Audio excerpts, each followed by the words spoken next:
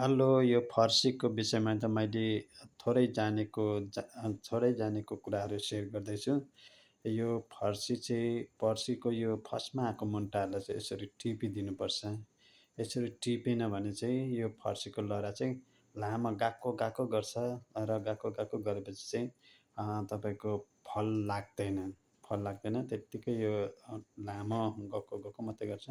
र यो फर्सीको फर्स्टमा आएको मुन्टालाई चाहिँ यतिको भएपछि चाहिँ यसलाई यसरी टिपिदिनुपर्छ। टिपेपछि चाहिँ तपाईँको यो टिपिसकेपछि चाहिँ यो पातको छेउछेउबाट चाहिँ हाँगा आउँछ। हाँगा आएपछि चाहिँ त्यो फल्ने हाँगा फल्ने हाँगा चाहिँ अब यो एउटा टिपेपछि चाहिँ 4-5 वटा हाँगा लहरा आउँछ र लहराएपछि चाहिँ फल्ने लहरा आउँछ।